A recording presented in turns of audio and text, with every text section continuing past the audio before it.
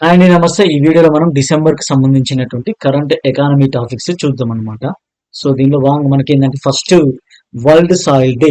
World soil day అనేది every year December 5th మనం జరుపుకుంటాం అనమాట. ఎవ్రీ ఇయర్ డిసెంబర్ 5th జరుపుకుంటున్నాం. సో 2023 థీమ్ ఏంటంటే మనకి soil and water a source of life. నేలలు మరియు నీరు అనేది జీవితానికి మూలం అనేది ఒక ఈ 2023 యొక్క థీమ్ అన్నమాట. దాని యొక్క థీమ్.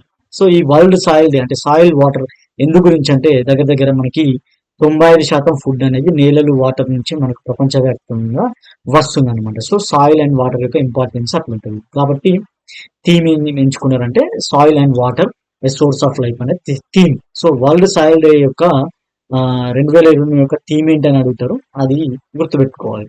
ఈ సాయిల్ యొక్క అంటే మనకు ఈ మృత్తికలు ప్రపంచ మృత్తిక దినోత్సవం అనేది ఎందుకు జరుపుకుంటాం మనం అంటే ఈ మృత్తికల యొక్క ప్రాధాన్యతను తెలపడము, అదేవిధంగా మృత్తికలను రక్షించడము, పరిరక్షించడం, వాటికి సంబంధించిన అవేర్నెస్ కల్పించడానికి మనము వరల్డ్ సాయిల్ డే అనేది మనం జరుపుకుంటున్నాం అనమాట. అదే ఇది వచ్చేసి మనకి వరల్డ్ సాయిల్ డే అనేది మనకు international union of soil sciences సిఫార్సుల మేరకు 2014 నుంచి మనమైతే ఈ ప్రపంచ మృత్తికా దినోత్సవాన్ని జరుపుకుంటున్నాం. సో ఎవరు అంటే international union of soil sciences recommendation ప్రకారం మనం జరుపుకుంటున్నాము. ఎవరి బర్త్డే రోజు అంటే మనకి ఇది భూమి బాల్ అదుల్యా డేజ్. భూమి బాల్ అదుల్యా డేజ్ అనేటైనే థాయిలాండ్ యొక్క రాజు అన్నమాట. ఆయన యొక్క పుట్టినరోజు సందర్భంగా మనం ఈ వరల్డ్ సాయిల్ డే అనేది జరుపుకుంటున్నాము. ఈ థాయిలాండ్ రాజు ఏంటంటే మనకి మృత్తికల యొక్క ఇంపార్టెన్స్, అదేవిధంగా వాటికి ఎక్కువ ప్రమోషన్స్ కల్పించింది అనమాట. వాటి సంరక్షణ గురించి చాలా చర్యలు అయితే ఈయన తీసుకున్నాడు. అవేర్నెస్ ప్రజలలో కల్పించింది కాబట్టి ఆయన యొక్క బర్త్డే ప్రకారం మనము వరల్డ్ సాయిల్ డే అనేది జరుపుకుంటున్నాం అనమాట. నెక్స్ట్ వచ్చేసి మనకి ఈ మధ్య ఎక్కువ న్యూస్ లో వినిపించేది ఏంటంటే మనకి ఆఫ్ బడ్జెట్ బారోయింగ్స్ అంటే బడ్జెట్ ఏతర రుణాలు అంటాం. అంటే బడ్జెట్ లో చూపించని రుణాలు అన్నమాట. సో ఈ రుణం అనేది ఏంటంటే మనకి బడ్జెట్ లో అంటే మనకి ప్రతిబింబించదు. ఆ అంటే వివిధ ప్రయోజనాల గురించి మనకు ప్రభుత్వం అయితే ఈ రుణాలను అయితే పొందుతుంది. ఎందు గురించి అంటే ఇవి మెయిన్ ఏంటంటే మనకి medium and short term needs అంటే మధ్య మరియు తాత్కాలిక అవసరాల గురించి అయితే మనకి తీసుకుంటుంది అనమాట. అంటే ఫర్ ఎగ్జాంపుల్ ఇప్పుడు ఎంప్లాయీస్ శాలరీస్ అలాంటివి ఇవ్వాలి కదా ఎవ్రీ మంత్. ఈ వేస్ అండ్ మీన్స్ ఉంటాయి కదా ఆర్బీఐ, అక్కడ వేస్ అండ్ మీన్స్ ప్రకారం ఈ 90 రోజులకు తీసుకోవడం అట్లాంటివన్నీ ఈ బడ్జెట్ ఇతర రుణాల కింద వస్తాయి అన్నమాట. సో ఈ రుణాలను పొందే పద్ధతులు ఎట్లా పొందుతారంటే మనకి ప్రభుత్వ రంగ సంస్థల ద్వారా స్వీకరిస్తారు. అంటే ఒక ప్రభుత్వ రంగ సంస్థను నెలకొల్పుతారు. దాని నుంచి వచ్చే రుణాలు అనేవి మనకి ఈ బడ్జెట్ లో చూపించారు అనమాట. అదేవిధంగా స్పెషల్ పర్పస్ వెహికల్స్ అంటే ఇప్పుడు లైక్ కాళేశ్వరం ఉంది కదా, ఈ కాళేశ్వరం గురించి మనము లోన్స్ తీయడము, అదేవిధంగా ఏదైనా పవర్ ప్రాజెక్ట్ గురించి స్పెషల్ పర్పస్ వెహికల్స్ అలాంటి లోన్స్ మనం స్పెషల్ పర్పస్ వెహికల్స్ అంటే అలాంటి పద్ధతుల ద్వారా తీసుకోవడం. అదేవిధంగా ఈ స్మాల్ సేవింగ్ స్కీమ్స్ నుంచి కూడా మనము ఈ ఆఫ్ బడ్జెట్ బారోయింగ్స్ అయితే చేస్తాం అనమాట. సో ఎలా రుణాలు పొందుతారని అడగడానికి స్కోప్ ఉంటుంది అనమాట. కాబట్టి అది గుర్తుపెట్టుకోవాలి. ఇది ఏంటంటే మనకి ఈ ఆర్బీఐ అనేది మనకి ఎఫ్ఆర్బిఎం యాక్ట్ ఉంటుంది కదా, ఎఫ్ఆర్బిఎం యాక్ట్ ప్రకారం ప్రభుత్వం అనేది జిఎస్ అంటే మనకు స్టేట్ గవర్నమెంట్స్ జిఎస్డిపిలో ఒక 4% వరకు మనము రుణాలను పొందేటువంటి అవసరం అయితే ఉంటుంది అనమాట. సో అంటే ఆ లిమిట్ అనేది ఈ అంతకు ముందుకు ఆ బడ్జెట్ బారోయింగ్స్ అనేది ఆ లిమిట్ లో రాకపోతుండే. ఇప్పుడు అవి కూడా ఇందులో పరిగణించబడుతున్నాయి అన్నమాట. కాబట్టి ఏమైందంటే ఈ వివిధ స్టేట్స్ ఏం చేసినాయి అంటే ఆ రుణాలను కూడా తగ్గించినాయి. సో కాబట్టి ఫైనాన్షియల్ ఇయర్ 2022లో 67,000 కోట్ల ఆఫ్ బడ్జెట్ రుణాలు ఉంటే వివిధ స్టేట్లకు సంబంధించి ఈ ఇయర్ లో మనకి 18,500కు తగ్గినాయి అనమాట. సో ఏంటంటే ఎఫ్ఆర్బిఎం లో అది చూపించడం ద్వారా ఆ లిమిట్ అంటే మనకు స్టేట్ గవర్నమెంట్ తీసుకునే లిమిట్ లో చూపించడం ద్వారా ఈ స్టేట్ గవర్నమెంట్స్ కూడా అలాంటి రుణాలను తీసుకునేవడం తగ్గించినాయి అనమాట. ఎందుకు అంటే ఈ ఆఫ్ బడ్జెట్ రుణాలు ఎందుకు చేస్తారంటే అది ఫిజికల్ డెఫిసిట్ లో మనము ఇవి పరిగణించబడేవి కాబట్టి ఇలాంటి రుణాలను అయితే స్టేట్ గవర్నమెంట్ చేస్తాయి అనమాట. సో కాబట్టి ఏంటంటే మనకి అదేవిధంగా ఆఫ్ బడ్జెట్ రుణాలను ఎందు గురించి చేస్తారంటే మనకి ఈ తాత్కాలికమైనటువంటి అవసరాల గురించి చేస్తారు. అదేవిధంగా ఏదైనా ఒక స్పెషల్ పర్పస్ అంటే మనము ఏదైనా ఒక స్పెషల్ గా ఒక అంటే లైక్ కాళేశ్వరం అలాంటి స్పెషల్ పర్పస్ వాటి గురించి తీసుకోవడము. అదే విధంగా మనకి ఈ ఫిజికల్ డెఫిసిట్ ని తక్కువ చేసి చూపించడానికి కూడా మనకి ఈ బడ్జెటేతర రుణాలనైతే తీసుకుంటారనమాట. దాని ద్వారా నష్టాలు ఏంటంటే మనకి ఈ ఇలాంటి రుణాలను తీసుకోవడం ద్వారా ఏంటంటే వాటికి ట్రాన్స్పరెన్సీ అనేది ఏంటంటే మనకి ఈ బడ్జెట్ లో చూపించారు కాబట్టి దాని యొక్క ట్రాన్స్పరెన్సీ అనేది ఉండదన్నమాట. అలాంటి రుణాల యొక్క ట్రాన్స్పరెన్సీ అనేది మనకి ఉండదు. అదేవిధంగా ఇవి రీపేమెంట్ చేసేటప్పుడు లైక్ ఈ ప్రభుత్వ రంగ సంస్థలు కానీ కార్పొరేషన్స్ కానీ ఆ రుణాలను తీసుకుంటే అది కూడా గవర్నమెంట్ మీదనే మనకి బర్డెన్ పడుతుంది అనమాట. సో కాబట్టి ఏంటంటే అలాంటి రుణాలు ఎక్కువైతే మనకి రీకేపాసిటింగ్ కేపబిలిటీస్ తగ్గిపోయి స్టేట్ యొక్క మనకి క్రెడిట్ రేటింగ్స్ తగ్గుతాయి అనమాట. అదేవిధంగా ఈ ఎఫ్ఆర్బిఎం యాక్ట్ లో అది అంతకుముందుకు రాకపోతుండే కాబట్టి ఇక అది ఒక లెక్కలోకి అంటే ఎక్కువ శాతం మనకి ఆ లెక్కలోకి రాదు. అంటే మనకి ఈ అసెంబ్లీస్ ఉంటాయి కదా, ఆ అసెంబ్లీ పరిధిలోకి రాదు అన్నమాట. అట్లా అలాంటి వాటి ద్వారా మనకి ఏంటంటే ఈ ఆఫ్ బడ్జెట్ బారోయింగ్స్ ద్వారా నష్టాలు అనమాట. సో ఈ ఆఫ్ బడ్జెట్ బారోయింగ్స్ అంటే ఏంటి అనేది అడుగుతారు అనమాట. సో అది బడ్జెట్ లో మనకి ప్రతిబింబించని రుణం అనమాట. అవి ఎవరు చేస్తారంటే స్టేట్ గవర్నమెంట్స్ చేయొచ్చు, సెంట్రల్ గవర్నమెంట్ చేయొచ్చు. సో ఈ పొందే పద్ధతులు కూడా అడగడానికి స్కోప్ ఉంటుంది అనమాట. సో అది నెక్స్ట్ వచ్చేసి మనకి ఈ ఉత్తరాఖండ్ పవర్ ఇన్ఫ్రాస్ట్రక్చర్ గురించి మనకి ఏంటంటే ఆసియా అభివృద్ధి బ్యాంక్ తోటి మనం ఒప్పందం జరుపుకుంది అనమాట కేంద్ర ప్రభుత్వం.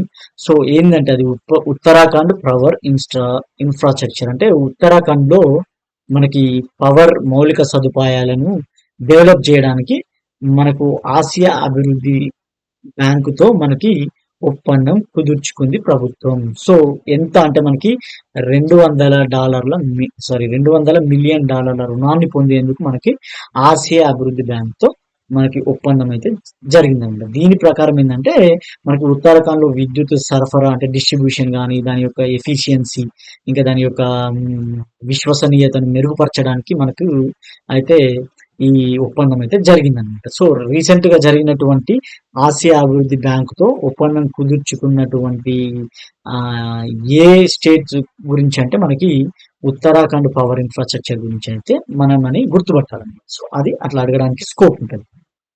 నెక్స్ట్ వచ్చేసి మనకు వచ్చేసి ర్యాంప్ స్కీమ్ అనేది ఒకటి ఇంపార్టెంట్. ఈ మధ్యలో ర్యాంప్ స్కీమ్ ప్రకారం ఏంటంటే దానిలో ఒక సబ్ స్కీమ్స్ అనేది తేవడం జరిగిందనమాట. కాబట్టి ఈ ర్యాంప్ స్కీమ్ అనేది ఇంపార్టెంట్. ఏంటంటే అది మనకి rising and accelerating MSME performance అంటే మనకి మీడియం స్మాల్ స్కేల్ అదేవిధంగా మైక్రో ఎంటర్ప్రైజెస్ ఉంటాయి కదా ఎంఎస్ఎంఈ, ఆ ఎంఎస్ఎంఈల యొక్క పర్ఫార్మెన్స్ పెంచడానికి మనకి 2022లో మనకి ఈ పథకం అయితే తేవడం జరిగిందనమాట. ఇదేంటంటే ప్రపంచ బ్యాంకు యొక్క అసిస్టెన్స్ ద్వారా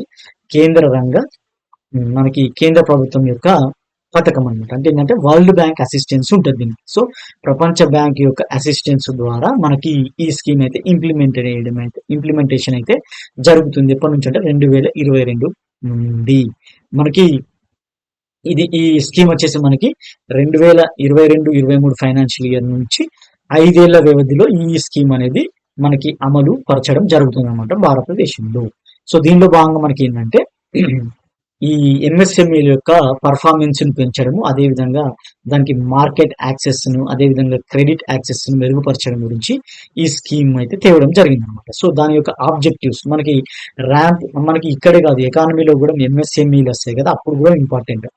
అంటే మనకి ఎంఎస్ఎంఈల గురించి చదివేటప్పుడు కూడా ఈ ర్యాంప్ స్కీమ్ అడగడానికి స్కోప్ ఉంటుంది. సో ర్యాంప్ స్కీమ్ అనేది దేని గురించి అని కూడా సింపుల్ గా అడగచ్చు. సో ఎంఎస్ఎంఈలకు సంబంధించినటువంటిది ఇది వరల్డ్ బ్యాంక్ యొక్క అసిస్టెన్స్ ద్వారా వచ్చేది. అదేవిధంగా ఇది కేంద్ర ప్రభుత్వ యొక్క పథకము 5 ఏళ్ల పాటు వ్యవధిలో ఉంటుంది. దాని యొక్క ఆబ్జెక్టివ్ ఏంటంటే మార్కెట్ మరియు క్రెడిట్ యాక్సెస్ ను ఎంఎస్ఎంఈలకి అంటే మనకి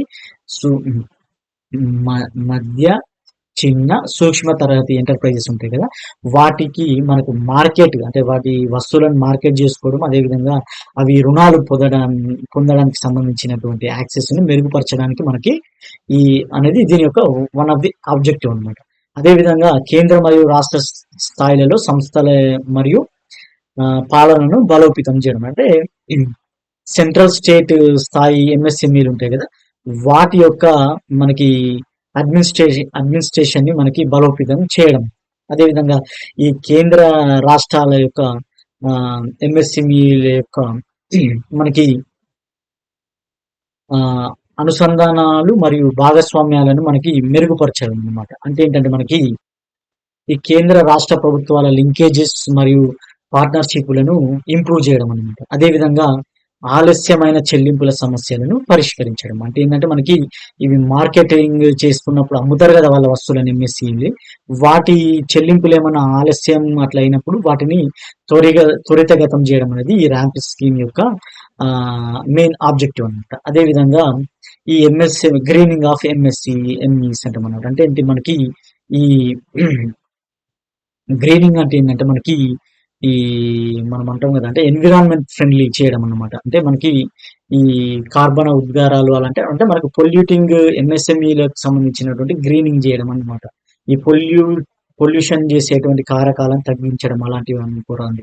మనకి ఎంఎస్ఎంఈలో గ్రీనింగ్ ఆఫ్ ఎంఎస్ఎంఈలు అంటారు. సో ఆ స్కీమ్ అనేది ఆబ్జెక్టివ్స్ అడుగుతారు. ఇక్కడే కాదు మనకి ఎకానమీలో మనకి ఈ ర్యాంప్ స్కీమ్ యొక్క ఆబ్జెక్టివ్స్ కింది వాటిలో ఏంది అని అడుగుతారు అనమాట. సో వాటికి సంబంధించిన కరెక్ట్ అయింది ఏంటి కాంది ఏంటి అని అడుగుతారు. సో ఇవి గుర్తుపెట్టుకోండి. నెక్స్ట్ వచ్చేసి మనకి అంటే మెయిన్ ఏంటంటే ఏం చేసిందంటే ఈ ర్యాంప్ స్కీమ్ లో సబ్ స్కీమ్స్ అనేది మన గవర్నమెంట్ అనేది లాంచ్ చేయడం అనేది జరిగిందంట. ఎంఎస్ఎంఈ మినిస్ట్రీ ఉంటుంది కదా మనకి, ఆ మినిస్ట్రీ అనేది 3 సబ్ స్కీమ్స్ ని మనము ఈ ప్రోగ్రామ్ లో భాగంగా లాంచ్ చేయడం అనేది జరిగిందన్నమాట. ఇది డిసెంబర్ మంత్ లో. కాబట్టి అది అందు గురించనే ఈ స్కీమ్ అనేది ఇంపార్టెంట్ అనమాట. ఒకటి ఏంటంటే మనకి ఈ MSME green investment and financing for transformation scheme, అంటే మనం ఎంఎస్ఎంఈ గిఫ్ట్ స్కీమ్ అంటాం అన్నమాట. సో ఈ ఎంఎస్ఎంఈ గిఫ్ట్ స్కీమ్ అనేది మనకి లాంచ్ చేయడం అనేది జరిగిందనమాట. సో ఏంటంటే మనకి ఇది helps enterprises to adopt green technology. So green టెక్నాలజీని మనం ఎంఎస్ఎంఈలు గ్రీన్ టెక్నాలజీని అడాప్ట్ చేయడానికి ఇది మనకు సహాయపడేటువంటి స్కీమ్ అనమాట. గ్రీన్ టెక్నాలజీ అంటే పర్యావరణ అనుకూలమైనటువంటి టెక్నాలజీ అనేది మనకి అడాప్ట్ చేయడానికి ఈ స్కీమ్ మనకి సహాయపడుతుంది అనమాట. అదేవిధంగా MSME spice scheme, MSc spice scheme. So ఇది మైక్రో లేదు. సో ఎంఎస్ఎంఈ అంటే మైక్రో ఎంటర్ప్రైజెస్, ఇది మాత్రం మీడియం అండ్ స్మాల్ ఎంటర్ప్రైజెస్. ఇది చూడండి ఎంఎస్ఎంఈ మీడియం స్మాల్, అదేవిధంగా మైక్రో ఎంటర్ప్రైజెస్ గురించి ఇది ఈ స్కీమ్. ఇది వచ్చేసి మీడియం స్మాల్ ఎంటర్ప్రైజెస్ గురించి స్పైస్ స్కీమ్ అనమాట. ఇది ఏంటంటే supports to circular economy projects. So circular economy projects ను సపోర్ట్ చేయడానికి మనకు ఈ స్కీమ్ తేవడం అనేది జరిగిందన్నమాట. ఇది ఏంటంటే AIIMS to zero emissions by 2070 వరకు మనకి జీరో ఎమిషన్స్ అంటే ఎంఎస్ఎంఈల నుంచి ఎంఎస్ఎంఈ సెక్టార్ నుంచి మనకి జీరో ఎమిషన్స్ రావడానికి ఇదైతే సహకరిస్తుంది అనమాట. ఇది మనకి ఈ ఎంఎస్సి స్పైస్ స్కీమ్ అనేది. సో సర్క్యులర్ ఎకానమీ అంటే ఏంటంటే మనకి ఈ సర్క్యులర్ ఎకానమీ అంటే నథింగ్ బట్ ఏంటంటే మనకి ఏదైనా ప్రొడక్ట్స్ మనం ఉత్పత్తి చేసినప్పుడు అవి రీయూజ్ చేసుకోగలగాలి. అంటే మనకి వాటి యొక్క లైఫ్ అయిన తర్వాత మళ్ళీ వాటిని ఉపయోగించి కొత్త వస్తువులను తయారు చేసేటువంటి మెటీరియల్స్ ని మనము ఉత్పత్తి చేయడం అనేది మనకి సర్క్యులర్ ఎకానమీ అనమాట. సో సింపుల్ గా సర్క్యులర్ ఎకానమీ అంటే మనకి ఏంటంటే మనకి లైక్ గ్రీన్ అంటే పర్యావరణ అనుకూలమైనటువంటి ఎకానమీ అనమాట. దీనిలో భాగంగా మనకి ఏంటంటే ఏదైనా వస్తువులను ఉత్పత్తి చేసినటువంటి మళ్ళీ వాటిని అవి వాటి యొక్క లైఫ్ అయిపోయినప్పుడు మళ్ళీ మనం వాటిని తిరిగి మళ్ళీ కొత్త వస్తువులుగా మనము రీజనరేట్ చేసేటువంటి ప్రొడక్ట్స్ అనమాట. అట్లాంటి ఎకానమీని మనము ఉత్పత్తి చేయడానికి అంటే మనకి అలాంటి ప్రాజెక్ట్స్ అలాంటి మెటీరియల్ ఉత్పత్తి చేసేటువంటి ప్రాజెక్ట్స్ కి ఈ స్కీమ్ అనేది సపోర్ట్ చేస్తుంది అనమాట. ఈ స్కీమ్ ప్రకారం ఏంటంటే 2070 వరకు ఎమిషన్స్ అనేటివి మనకి జీరో ఉండేటువంటి లక్ష్యం అనమాట. నెక్స్ట్ వచ్చేసి మనకి MSME scheme on online dispute resolution for delay payments. So కాబట్టి ఇంకా మూడవ స్కీమ్ ఏంటంటే మనకి ఈ ఆన్లైన్ డిలే పేమెంట్స్ ఉంటాయి కదా. అంటే ఎంఎస్ఎంఈ ఎవరికన్నా అమ్మినప్పుడు అంటే ప్రొడక్ట్స్ ని ఎక్స్పోర్ట్ చేసినప్పుడు కానీ అమ్మినప్పుడు కానీ ఏదైనా ఆన్లైన్ పేమెంట్స్ లో డిలే ఉంటే లేదంటే వాటిలో ఏదైనా డిస్ప్యూట్స్ ఉన్నప్పుడు వాటిని రెజల్యూట్ చేయడానికి మనకి అంటే వాటి తగాదాలను పరిష్కరించడానికి ఈ స్కీమ్ అనమాట. సో 3 స్కీమ్స్ ఉన్నాయి. ఒకటి MSME gift, MSc spice scheme, MSc scheme for dispute resolution అనమాట. సో డిలే పేమెంట్స్ ఏమన్నప్పుడు డిస్ప్యూట్స్ ని రెజల్యూట్ చేస్తుంది అనమాట. సో ఈ 3 schemes. So MSc spice scheme దేని గురించి అంటే సర్క్యులర్ ఎకానమీ ప్రాజెక్ట్స్ ని సపోర్ట్ చేయడానికి సింపుల్ గా.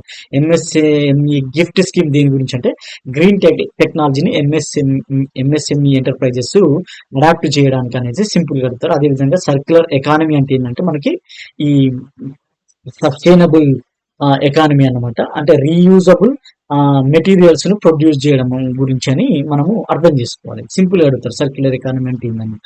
సో దానివల్ల బెనిఫిట్స్ గురించి కూడా ఇక్కడ ఉన్నది.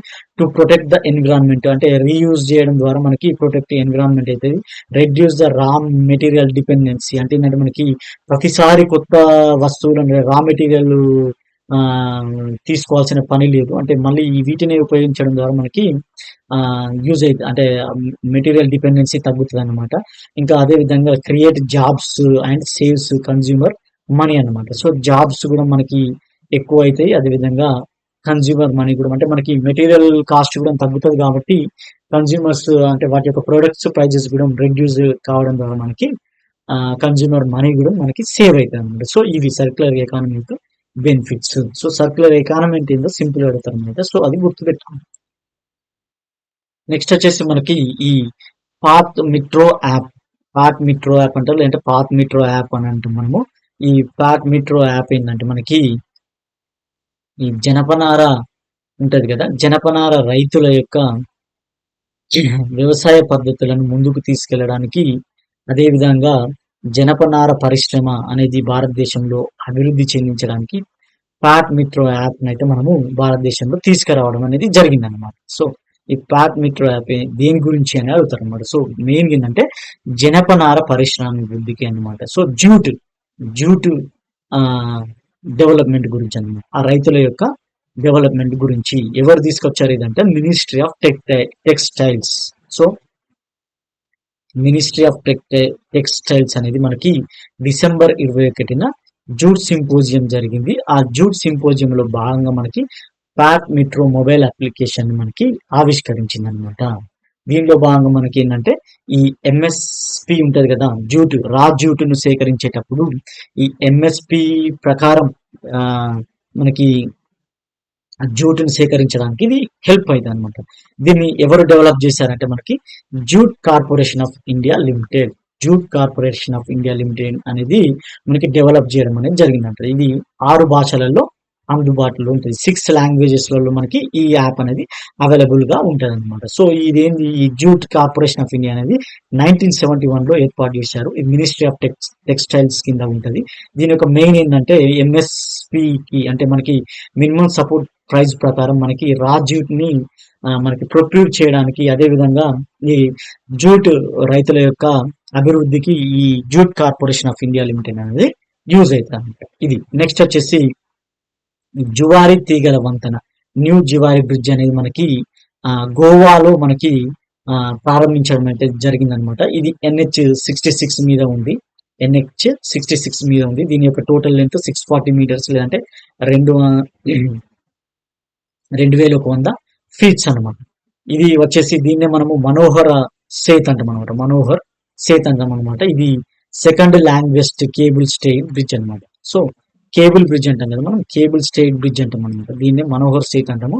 ఇది ఎక్కడ ఉంది అంటే జువారి నది పైన ఉంది, గోవాలో ఉంది. అది జువారి తీగల వంతెన. నెక్స్ట్ వచ్చేసి ఈ వర్కింగ్ ఎన్విరాన్మెంట్ గురించి ILO రిపోర్ట్ అనమాట. Report on working environment. So report on working environment. Next వచ్చేసి మనకి అదే ILO report on working environments అనమాట. అంటే ఏంటంటే మనకి పని ప్రదేశాలలో ఎన్విరాన్మెంట్ గురించి ఇంటర్నేషనల్ లేబర్ ఆర్గనైజేషన్ అనేది మనకి ఈ ఒక రిపోర్ట్ అయితే ఇవ్వడం జరిగింది అనమాట. దాని యొక్క టైటిల్ ఏంటంటే a call for safer and healthier working environments అనేది ఈ రిపోర్ట్ నేమ్ అన్నమాట. So a call for safer and healthier working environments అనేది మనకి దాని యొక్క టైటిల్ అనమాట. ఈ రిపోర్ట్ యొక్క టైటిల్. దాని ప్రకారం అంటే ఈ రిపోర్ట్ ప్రకారం ఏంటంటే ప్రపంచవ్యాప్తంగా ప్రతి సంవత్సరం దగ్గర 30 లక్షల మంది కార్మికులు పని సంబంధిత ప్రమాదాల వల్ల, అదేవిధంగా దానికి సంబంధించిన వ్యాధుల కారణంగా మరణిస్తున్నారు. సో ప్రమాదాలు మరియు వ్యాధులు అంటే పని సంబంధిత work related accidents and diseases ద్వారా మనకి దగ్గర దగ్గర ప్రతి సంవత్సరం 30 లక్షల మంది ప్రపంచవ్యాప్తంగా చనిపోతున్నారని రిపోర్ట్ ఇచ్చిందండి. ఈ రిపోర్ట్ లో వచ్చేసి 63% కంటే ఎక్కువ మరణాలు ఆసియా పసిఫిక్ రీజన్ నుంచే ఇవి ఎక్కువ నమోదైనాయని కూడా చెప్పింది అనమాట. అదేవిధంగా దీనిలో భాగంగా మెయిన్ ఏంటంటే సుదీర్ఘ పని గంటలు, అంటే దగ్గర దగ్గర వారానికి 55 గంటలు లేదంటే అంతకంటే ఎక్కువ గంటల వల్ల మనకి చాలా మరణాలు సంభవిస్తున్నాయి అనేది రిపోర్ట్ లో ఇచ్చిందన్నమాట. 2016 అంటే 2016 లో దాదాపుగా 7.45 లక్షల మంది ఈ పని గంటలు ఎక్కువ ఉండడం వల్ల అధిక ఒత్తిడి కలిగి చనిపోయారని ఈ రిపోర్ట్ ఇచ్చారన్నమాట.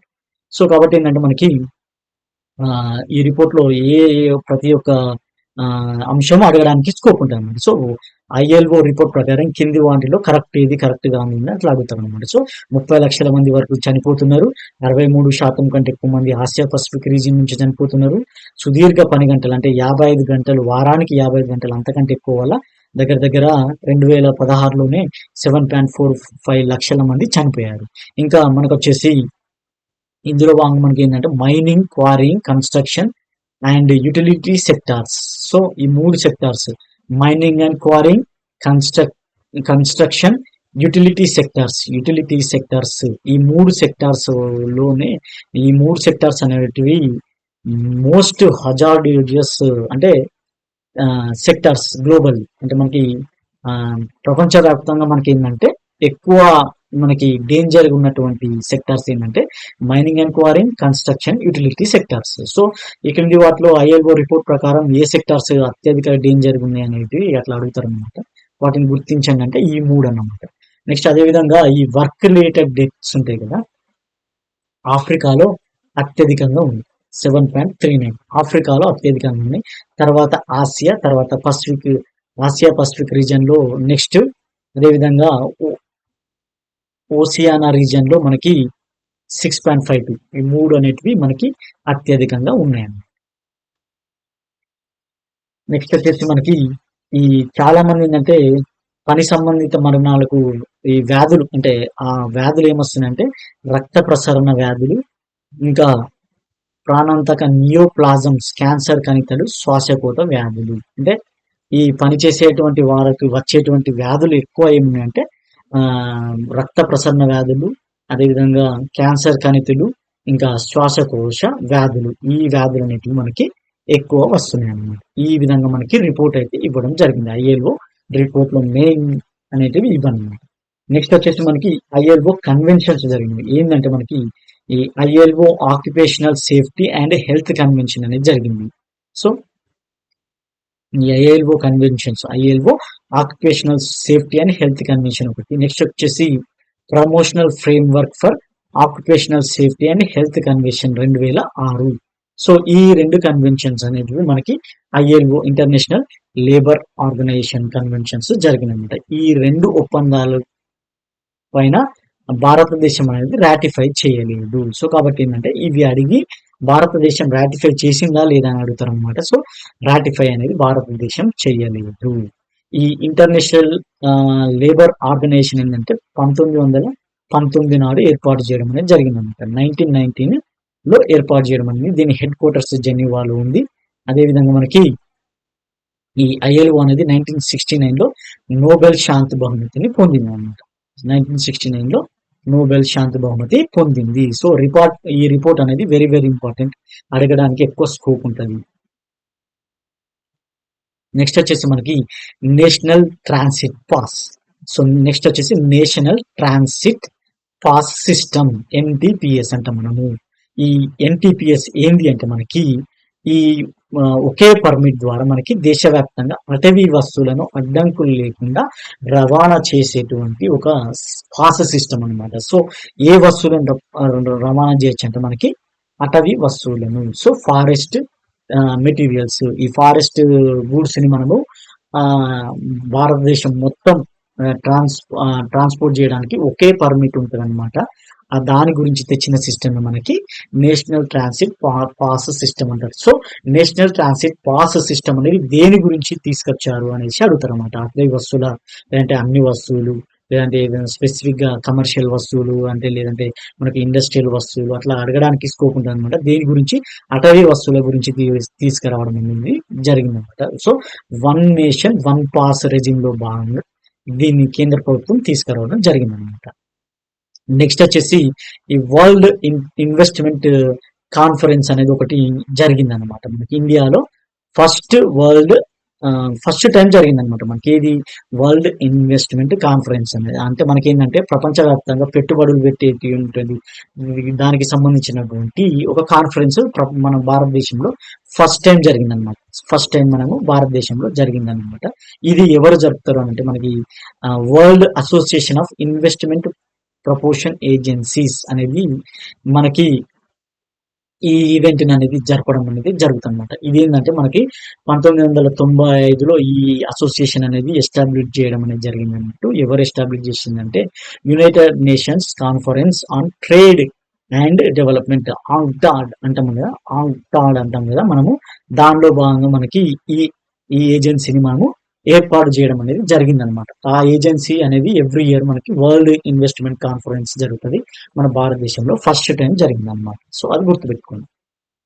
నెక్స్ట్ వచ్చేసి ఈ క్రెడిట్ ఇన్ఫర్మేషన్ కంపెనీస్ అనేది ఒకటి ఉంది మనకి. క్రెడిట్ ఇన్ఫర్మేషన్ కంపెనీస్ గురించి ఈ మధ్యలో ఎక్కువ న్యూస్ లో వస్తుంది. సో అదేంటంటే మనకు సిబిల్ స్కోర్ అంటాం కదా, ఆ సిబిల్ స్కోర్ ఇచ్చేటువంటి ఈ కంపెనీస్ అనమాట. సిబిల్ అనేది ఒక కంపెనీ. ఇంకా అదే విధంగా మనకి ఈ క్రెడిట్ ఇన్ఫర్మేషన్ కంపెనీస్ గురించి అయితే మనకి ఉంటుంది అనమాట. ఏంది అంటే మనకి క్రెడిట్ ఇన్ఫర్మేషన్ కంపెనీస్ మనకి ఏం చేస్తాయి అంటే మనకి ఈ మన యొక్క అంటే ఇండివిజువల్స్ యొక్క క్రెడిట్ హిస్టరీని మనకి అవి అంటే మెయింటైన్ చేస్తాయి అనమాట. So maintains credit history of individuals, corporates and SMEs. So మనకి కార్పొరేట్ అంటే మనకి కార్పొరేట్ సంస్థలు, అదేవిధంగా ఎస్ఎంఈ సంస్థలు, అదేవిధంగా మన ఇండివిజువల్స్ మనం ఉన్నాం కదా, వాళ్ళ యొక్క క్రెడిట్ హిస్టరీస్ ని ఇవి మెయింటైన్ చేస్తాయి అనమాట. సో మనం ఏదైనా లోన్ ఇట్లా తీసుకోవాలంటే బ్యాంక్స్ కానీ ఎన్ఎఫ్బిసిస్ కానీ మనకి ఈ క్రెడిట్ హిస్టరీ ప్రకారమే మనకి లోన్స్ ఇవ్వడం అయితే జరుగుతుంది అనమాట. సో ఈ బ్యాంకులు ఇవనేది ఈ క్రెడిట్ ఇన్ఫర్మేషన్ కంపెనీస్ నుంచి మన యొక్క క్రెడిట్ రేటింగ్స్ తీసుకొని మనకి లోన్స్ ఇవ్వడం అయితే జరుగుతుంది అనమాట. సో అలాంటివి ఎన్ని ఉన్నాయంటే మనకి భారతదేశంలో 4 ఉన్నాయి అనమాట. ఏంటంటే మనకి అది ట్రాన్స్ యూనియన్ సిబిల్ అంటాం. మనం ఎక్కువ వాడేది సిబిలే. ఇదే బ్యాంక్స్ ఎక్కువ తీసుకునేది సిబిల్ రిపోర్ట్ తీసుకుంటుంది. దాన్నే మనం ఏంటంటే ట్రాన్స్ యూనియన్ సిబిల్ అంటాం అనమాట. ఇది ఒక credit information company. So credit information company. అదేవిధంగా ఒకటి ఎక్స్పేరియన్, ఈక్విఫాక్స్, అదేవిధంగా సిఆర్ఐఎఫ్, హై మార్క్. ఈ 4 అనేటివి మనకి క్రెడిట్ ఇన్ఫర్మేషన్ కంపెనీలు అనమాట. సో ఈ క్రింది వాటిలో క్రెడిట్ ఇన్ఫర్మేషన్ కంపెనీ కానిది ఏంటిది, అయినది ఏంటిది అని అట్లా అడుగుతారు. మనకి ఎక్కువ సిబిల్ తెలిసి ఉంటాయి. ఈ 3 కూడా మీరు గుర్తుపెట్టుకోవాలి, ఎందుకంటే అది అడుగుతారు. స్కోర్ అంటే మనకి సిబిల్ స్కోర్ ఎట్లా ఉంటుంది, 300 నుంచి 900 వరకు ఉంటుంది అనమాట. మనకంటే 100 to 1000 ఉండదు, 300 నుంచి 1900 వరకు ఉంటుంది అనమాట. అదేవిధంగా ఇది registered and regulated by the RBI. అంటే ఈ క్రెడిట్ ఇన్ఫర్మేషన్ అనేది ఈ కంపెనీలు అనేవి ఎక్కడ రిజిస్టర్ అయితే అంటే మనకి ఆర్బీఐ వద్ద రిజిస్టర్ అయితే వాటిని ఎవరు రెగ్యులేట్ చేస్తారంటే ఆర్బీఐ చేస్తారు అనమాట. సో ఈ క్రెడిట్ ఇన్ఫర్మేషన్ కంపెనీస్ అంటే ఏంటంటే మనకి మన సిబిల్ లైక్ నథింగ్ బట్ ఏంటంటే మనకి ఈ సిబిల్ స్కోర్ ని మెయింటైన్ చేసే కంపెనీలు ఎక్కడ ఉంటాయి. వెరీ వెరీ ఇంపార్టెంట్ ఏంటంటే ఆర్బీఐ దగ్గర ఇవి రిజిస్టర్ అయితే రెగ్యులేట్ అవుతాయి, మన క్రెడిట్ స్కోర్ ను మెయింటైన్ చేస్తాయి. అది ఇంపార్టెంట్. సో 4 ఇవి ట్రాన్స్ యూనియన్ సిబిల్, ఎక్స్పేరియన్, ఈక్విఫాక్స్, సిఆర్ఐఎఫ్, హైమార్క్ అనేటివి ఈ 4 క్రెడిట్ ఇన్ఫర్మేషన్ కంపెనీలు అనేటివి ఉన్నాయన్నమాట. నెక్స్ట్ వచ్చేసి మనకి ఈ సిపేస్ అనేది ఒకటి ఉందన్నమాట. సో సిపేస్ అనే ఒక స్కీమ్ అనేది ఒకటి ఉందన్నమాట. ఏంటి సిపేస్ అంటే centre for processing accelerated corporate exit.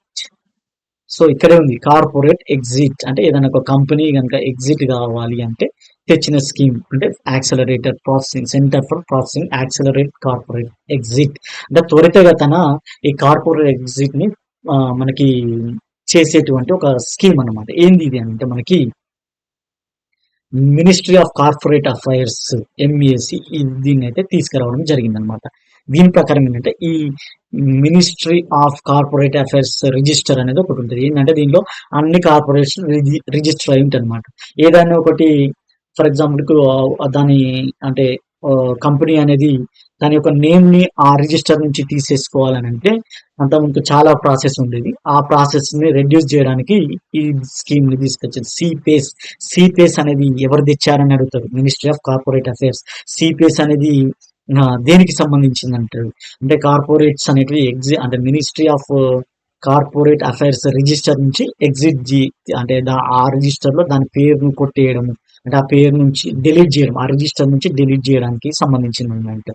ఈ లొకేషన్ ఎక్కడుంది అంటే ఈ దీనికి సంబంధించినటువంటి ఆపరేషన్స్ అన్ని ఎక్కడి నుంచి అయితే అంటే మనకి Indian institute of corporate affairs అనేది ఒకటి ఉంది. Indian institute of corporate affairs అనేది అది ఎక్కడ ఉందంటే గూర్గాన్ లో ఉంది. సో కాబట్టి ఏంటంటే మనకి అడగడానికి స్కోప్ ఉంటుంది అనమాట.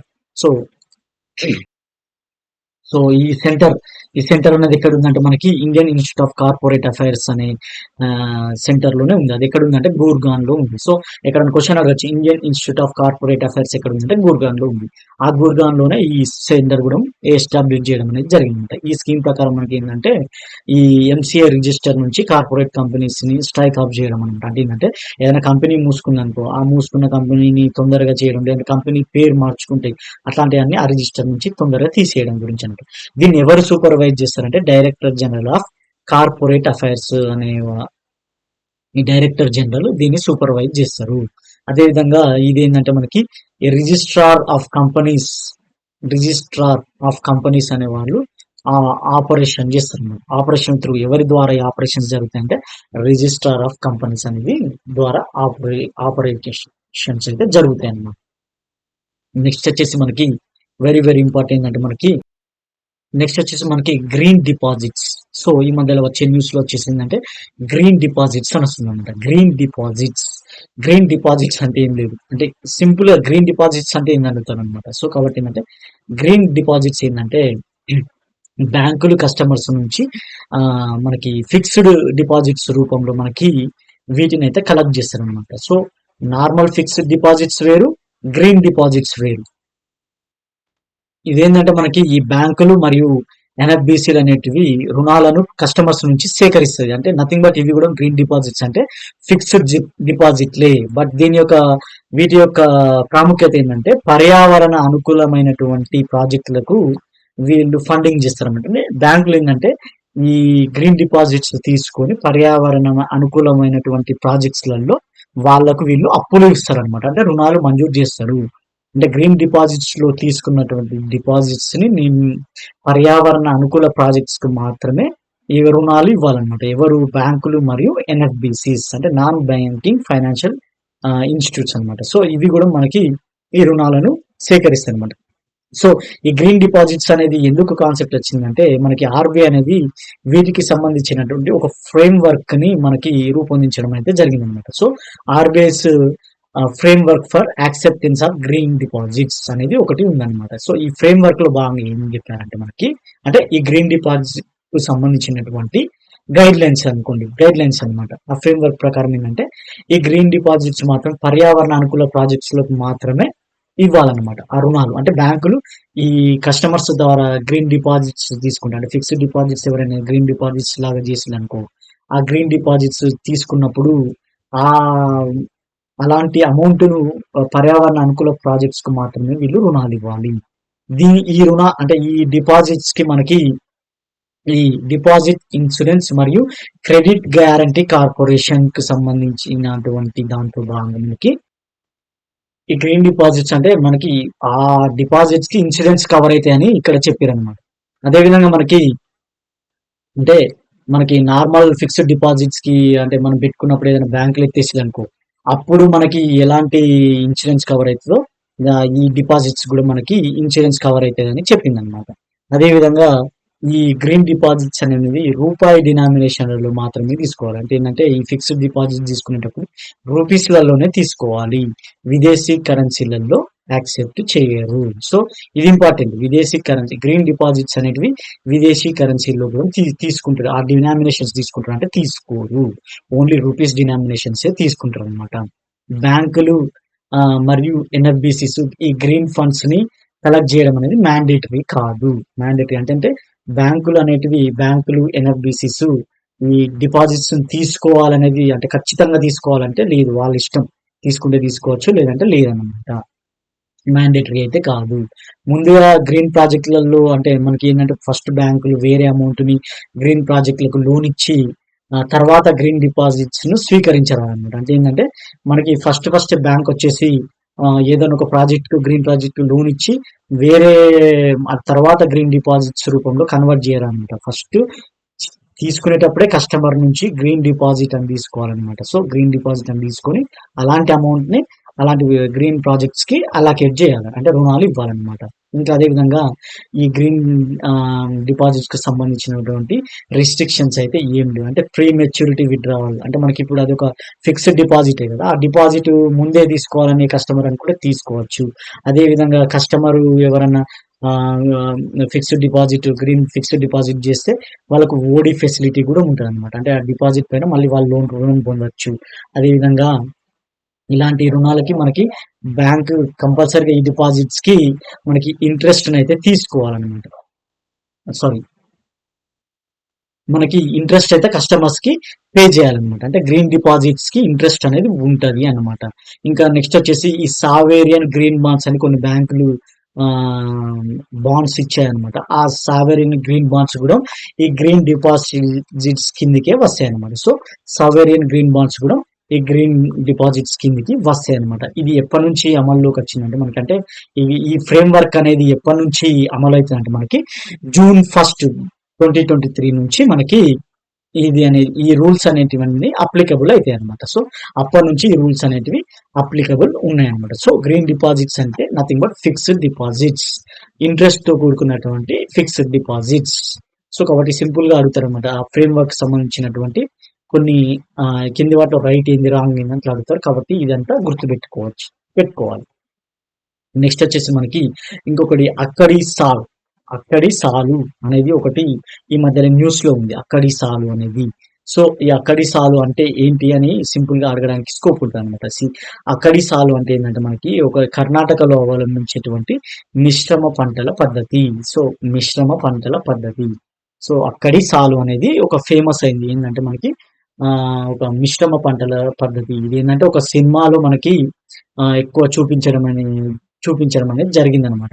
దీనిలో భాగంగా ఏందంటే మనకి మిక్స్డ్ క్రాపింగ్ సిస్టమ్ అనేది ఉంటదనమాట. సో, అది గుర్తుపెట్టుకోండి. మిక్సింగ్ క్రాపింగ్ సిస్టమ్ ఎక్కడ అవలంబిస్తున్నారంటే కర్ణాటకలో అవలంబిస్తున్నారు. దీంట్లో భాగంగా ఏంటంటే ఇంకా సస్టైనబుల్ గోల్స్ ఉంటాయి కదా! క్రాపింగ్ సిస్టమ్ అనేది అన్నమాట. సో, మిక్స్డ్ క్రాపింగ్ సిస్టమ్ అక్కడి సాలు. ఇది ఈ వీడియోలో మనకొచ్చేసి కొన్ని కరెంట్ ఇష్యూస్ అన్నమాట. ఎకానమీకి సంబంధించినటువంటి కరెంట్ ఇష్యూస్. దీని యొక్క పీడిఎఫ్ లింక్‌లో డిస్క్రిప్షన్‌లో ఇవ్వడం జరుగుతుంది. డౌన్‌లోడ్ చేసుకొని చూసుకోండి. Thank you.